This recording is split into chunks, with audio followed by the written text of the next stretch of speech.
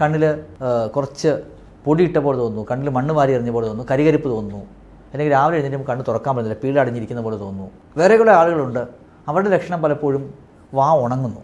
ഇവർ പലപ്പോഴും നന്നായിട്ട് സംസാരിക്കേണ്ട പ്രൊഫഷനുള്ളവർക്ക് വളരെയധികം വാ ഉണങ്ങുന്നു, വീണ്ടും വീണ്ടും വെള്ളം കുടിച്ചുകൊണ്ടിരിക്കണം. അതുകൂടാതെ ഉമിനീർ ഗ്രന്ഥികളോ കണ്ണുനീർ ഗ്രന്ഥികളോ ഒക്കെ വീർത്ത് വരാം. ചില ഡെൻറ്റിസ്റ്റിലേക്ക് പോകുന്നു, വീണ്ടും വീണ്ടും നമുക്ക് കേരീസ് ടൂത്ത് ഉണ്ടാകുന്നു. കേരീസ് ടൂത്ത് എന്നത് പല്ലിന് കേട് വരുന്നു, പല്ലിൽ ഫില്ലിംഗ് കൊടുക്കുകയും ചെയ്യേണ്ടി വരുന്നു.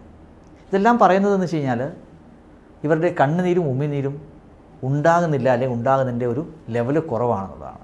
വേറെ കുറേ ആളുകൾക്ക് മറ്റ് ലക്ഷണങ്ങളും ഉണ്ടാകാം. ഫോർ എക്സാമ്പിൾ സന്ധികളിൽ വേദന ഉണ്ടാകാം. ഇത് ചിലർക്ക് ലങ്സിനെ ബാധിച്ച് ചുമയായിട്ട് വരാം, ചിലർക്ക് കിഡ്നിയിൽ പ്രോട്ടീൻ പോകുന്ന വരാം. അതൊക്കെ ജോഗ്രൻ സിൻഡ്രോമിൻ്റെ കുറവുള്ള ലക്ഷണങ്ങളാണ്. കൈകാല് പെരുപ്പായിട്ട് വരാം. പക്ഷേ കോമൺ ആയിട്ടുള്ള ഫസ്റ്റ് ലക്ഷണം യൂഷ്വലി ഒരു 95% ആളുകളിലും കണ്ണും വായും ഡ്രൈ ആകുന്നതാണ്. ഒരു ഓട്ടോ ഇമ്മ്യൂൺ അസുഖം തന്നെയാണ് ജോഗ്രൻ സിൻഡ്രോം. നമ്മുടെ നാട്ടിൽ 20, 25, 30 വയസ്സുള്ള കുറേ അധികം ആളുകൾക്ക് ഈ ജോഗ്രൻ സിൻഡ്രോം ഉണ്ട്.